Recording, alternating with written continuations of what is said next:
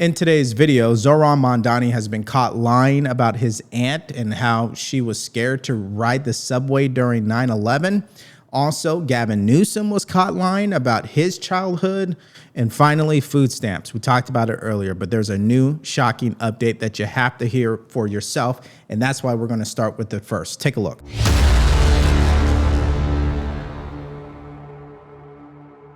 There is new pressure tonight for congressional Democrats to end the government shutdown, which is nearing the end of its fourth full week. And it's coming from within the Democratic base. Here's senior congressional correspondent Chad Pergram. Day 27. I think we're in the same place today as we were last week. Of the government shutdown. It sucks where we are right now. But a major break in the Democratic coalition. The head of the union, representing more than half of all federal workers, demands Democrats accept the GOP's interim spending bill. Union leader Everett Kelly says, quote, put every single federal worker back on the job with full back pay today. Republicans embracing the shift. They understand the reality of this. The administration shuffling money to keep things afloat. But ultimately, it starts to run out of funds and run up against the bounds of law, and there's really nothing more they can do. Democrats say President Trump is AWOL and should broker a deal. Trump's message to the American people facing financial disaster is greetings from Malaysia. The president should stop focusing on foreign escapades, on ballrooms, on bailouts for Argentina. So we pick up where we left off earlier today, and we have more, I guess I would call it meltdowns and now protests in regards to food stamps potentially being canceled if they do not get the government back open by November 1st.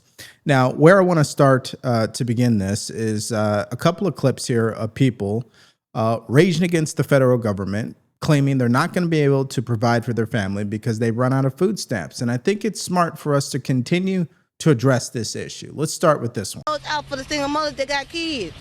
Now, what can we do? We can't feed our kids, let alone if we do have jobs. Again, what can we do? Because that was helping us. Outrage and uncertainty, two things many Memphians who have depended on SNAP, like Cornisha, are feeling as the benefits are set to freeze. The Tennessee Department of Human Services confirmed this will be the case on their website if the government shutdown continues. I already know how I feel about people who are on food stamps. There are a small selection of people who absolutely need it right now. They've fallen on hard times. They got to dig themselves out of there. And then there are people who are abusing the system, like they're selling them, they're depending on them, they haven't done anything to change their situation. Those are the people that get me upset. Now, you guys want me to really blow your mind? That's not really the problem here, folks. The problem is how many people are receiving SNAP benefits who are not American citizens. Listen to this.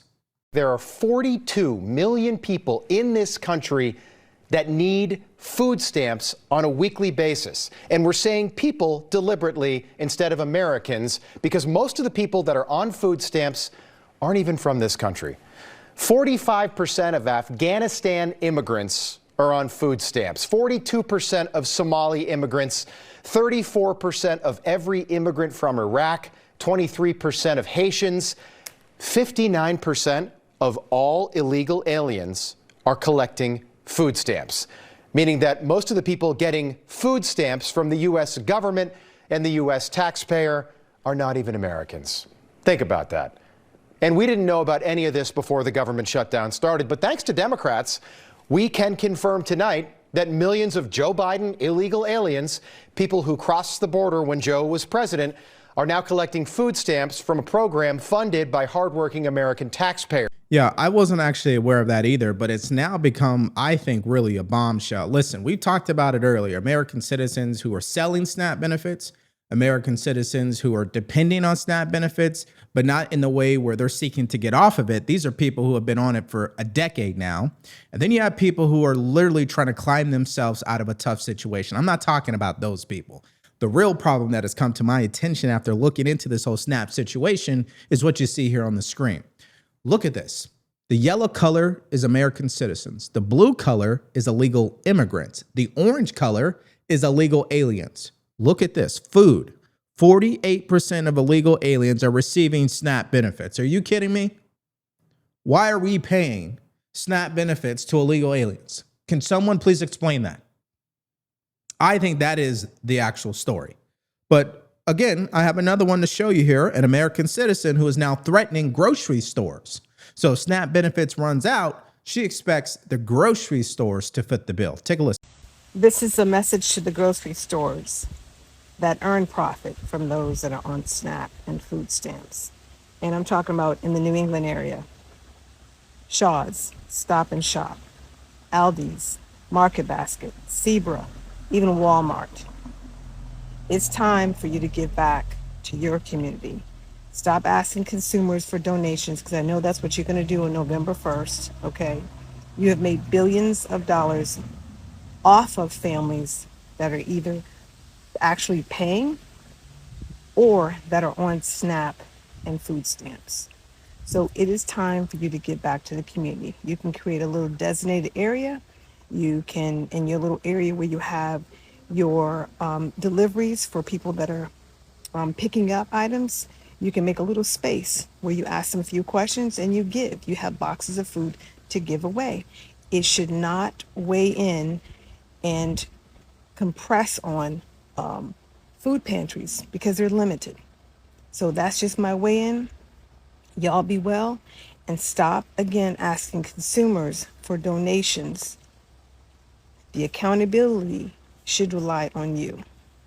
All right, this is just crazy. Because you know what frustrates me the most? It's when these insurance companies continue to lowball everyday Americans when they have a serious accident. What am I talking about? Their pain, the time that they lost, the things that they're going through. These insurance companies don't care about that. They only care about their bottom line, which is why I want to make you guys aware of Morgan & Morgan. This is America's largest injury law firm, because they know when you're seriously hurt, that injury could be worth millions, and they're not going to settle for these lowball offers. And if you're results driven like me, pay attention to these numbers. They got a verdict out of Philadelphia for $26 million. That is 40 times higher than the insurance company. Out of Florida, they got one for $12 million. And then out of New York, $6.8 million, which is 25 times higher. You guys following what I'm saying here? You see, if you've ever been injured, don't overthink this. Protect your rights today. It only takes you a few minutes to see if you have a case, and you could do it all from your phone. And guess what? It doesn't cost you a thing. There's no upfront fees, any of that, unless they're able to get you results, including a win for your case. So did you know that you could start a claim with America's largest injury law firm in just a click by going to forthepeople.com/Devori? That is forthepeople.com/Devori, or click the link in the description below. No, the accountability actually belongs to the individual themselves. Okay, that's number one. Number two, asking the grocery stores to foot the bill regarding groceries.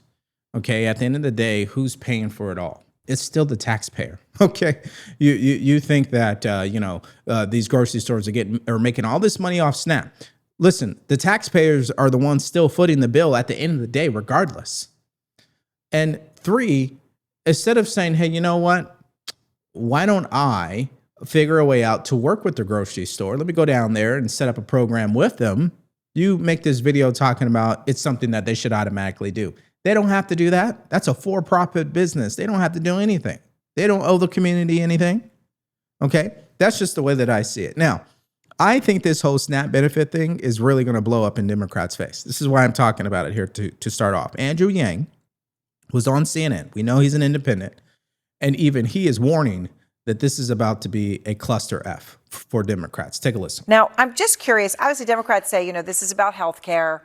But nonetheless, Republicans have forced this vote against a quote-unquote clean, I'm not going to get into the rhetoric we're going to use, but a bill which would provide some things, including SNAP, and put health care aside, and they have refused to vote on it. So this voting 12 times to not fund food stamps is actually true. Is this an inflection point for Democrats? It really should be, Aaron. The fact is 42 million Americans are on SNAP, and they're getting messages saying they're not going to get their usual stipend at the beginning of the month. So you have a lot of food insecure households. Saturday, right? Which is Saturday. And so we're approaching the holidays. If you are getting that message, you're looking up saying, what the heck is going on? And you don't care whether it's Democrats or Republicans to blame.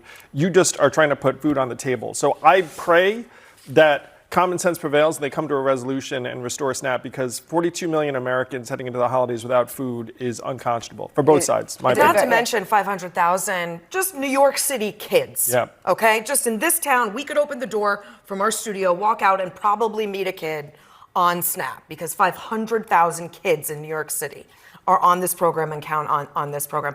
So you're telling me you're willing to keep the government closed. You're willing for 42 million Americans not to receive the money that they require to put food on the table for ACA subsidies? That's not going to work. Yes, Democrats have a leverage when it comes to healthcare. Most Americans trust Democrats over Republicans in that area. But when you're talking about healthcare versus food on the table, that's an entirely different conversation. And that's one they will lose every single time because it impacts someone right now.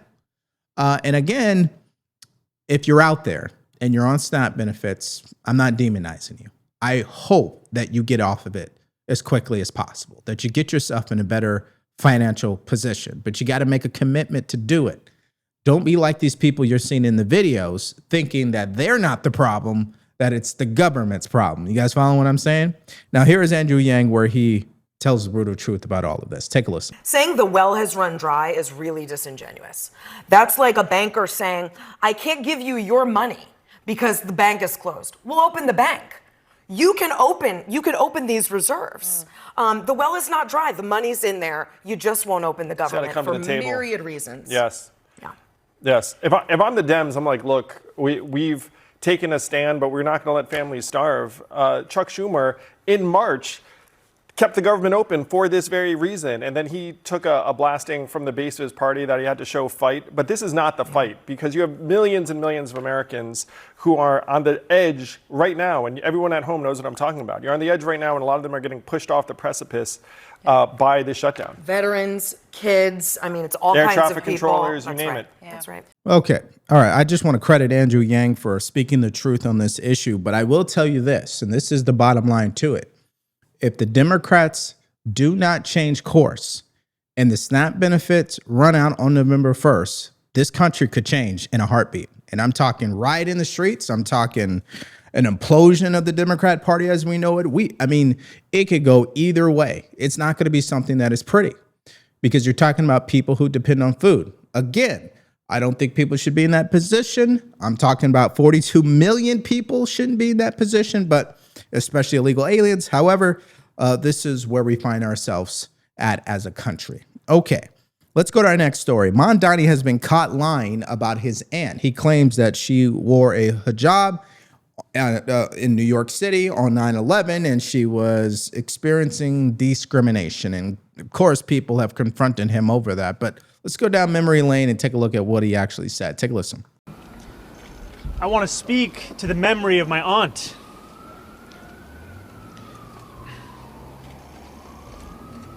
Who stopped taking the subway after September 11th because she did not feel safe in her hijab. Now, you heard what he said. This came because he was recalling this story about how his aunt made the painful decision to stop taking the subway in New York City after facing Islamophobia in the aftermath of September 11, 2001 terror attacks. Quote, in an era of ever diminishing bipartisanship, it seems that Islamophobia has emerged as one of the few areas of agreement. Now, you guys heard what he said. He wanted to speak in the memory of her, and here's a photo of her, of course. And obviously, people started researching this and found out that his actual aunt was living in Tanzania on September 11th. So, of course, people on Monday came back and said, hey, man, which aunt are you talking about exactly? Well, here's what he said. How will you respond to President Trump? In a recent address about Islamophobia, you referenced your aunt and some of the harassment she was facing post 9/11. Is that a blood relative? Mm-hmm. Yes, I was speaking about my aunt. I was speaking about Zerafui, my father's cousin, who sadly passed away a few years ago.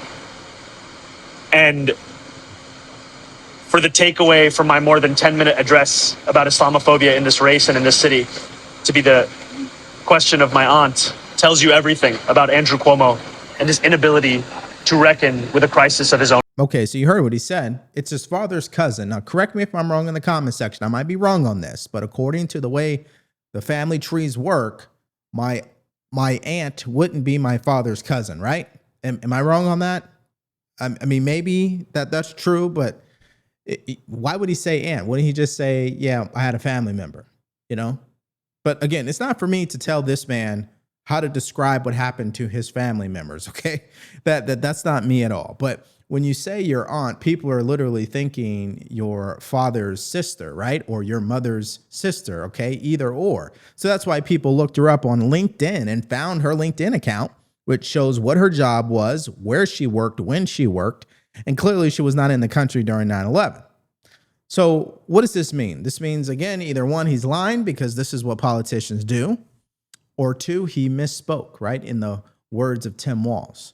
But I want you guys to listen to this clip from Harold Ford Jr. on Fox News because he actually pointed out something about Mondani's campaign message that he finds truly disturbing. Take a listen. Harold, do you want to talk about the future of the Democratic Party? So I would just remind everybody, as concerned as I am about this mayoral election here, and I will say, I was to Dana's point, I was shocked here at the end of this race. Here we are, a few days in the early voting.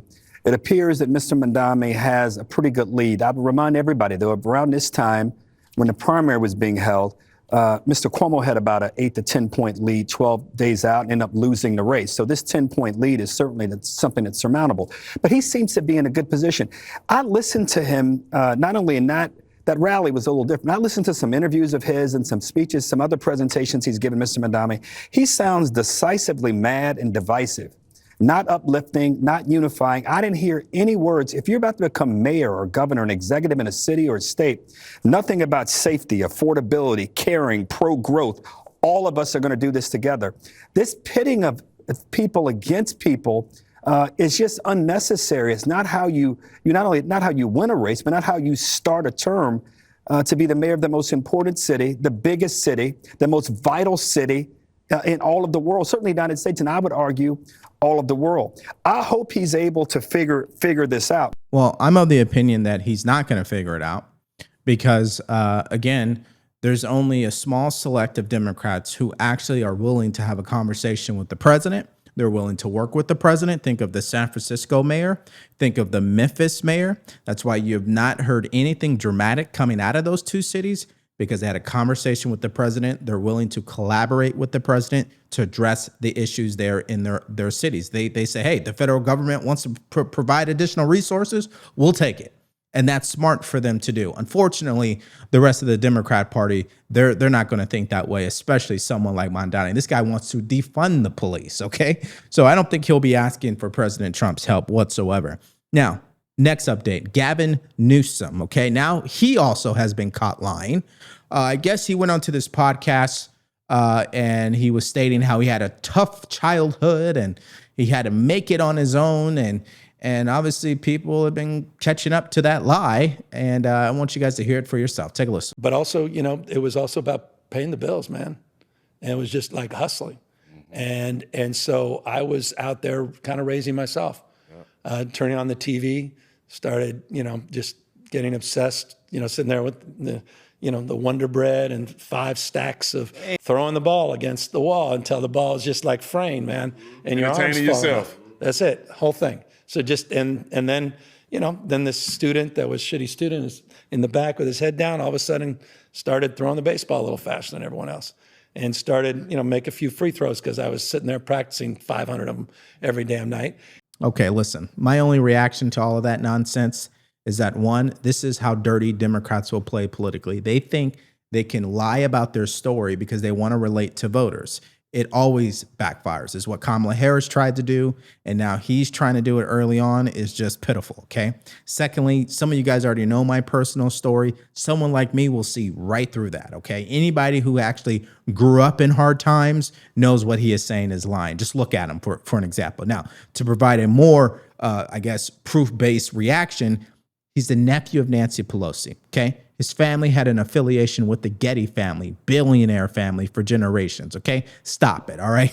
This guy is a complete joke. But here is one reaction to all of this. Take a listen. So let's just wait a second here, because Gavin Newsom, let's be honest, Look at him. He's had the most privileged life ever. You don't get hair like that unless you lived a very easy life. His father was a financial advisor for the Getty family, oil tycoons worth over $2 billion. Getty's pushed Gavin into politics and were really kind of led him through it. Aspirations says he was looking to become mayor of San Francisco in the early 2000s. The Gettys were behind all that. Getty name in L.A., by the way, is a big name in California. Here's an old high school yearbook photo. Really looks like a kid that was really on the streets struggling, right, Badia? Yeah, this is so absolutely ridiculous. The only reason we're talking about Gavin Newsom is because he's managed to raise his profile by being the guy who's willing to take on Trump, to fight Trump. And guess what? He's fighting Trump on Trump's most popular issue, which is immigration, right? This just proves that the Democrats still have no idea what they represent. Factory settings for the Democrats right now is anti-Trump. They have no idea what they stand for. They have no idea what they're asking the American people to vote for them on. They represent absolutely nothing except standing up against a very popular president. Okay, see, someone like me who's actually had hard times as a kid would see right through what Gavin Newsom was saying. That's number one. Number two, it is true that he did not have his mother and his father in the household for the first 18 years of his life. That is true. But number three, when he entered into politics, it's been a red carpet laid out for him ever since, okay? People have paid for him to be in the positions that he is in. He hasn't had to work for that. That's just the honest truth of it all. And I'm not hating. This is his family. These are the people who backed him, who paid for him to be in these positions. It is what it is, man. But don't try to go out there and sound like, you know, you grew up on hard times, so everybody should just start relating to you. It doesn't work that way. People see right through that. At any rate, let's hear from you guys in the comment section below to these stories today. First, SNAP benefits. We went over it. I think the real issue is illegal are on it. Did you guys see that yourself? Did you know of that? 48%. It's ridiculous. Secondly, what do you make of Mondani getting caught in his lie about his aunt? And then finally, give me your thoughts about Gavin Newsom. Just give me everything you got in the comment section below. Now, this takes us to our next story, where a murder for hire plot against Pam Bondi was nuked. They found the culprit, and it's interesting how they found him. He put up a TikTok post asking for people to take her out for $45,000. So if you guys missed out on that story and more from earlier today, all you have to do is click on that video because it's coming up right now.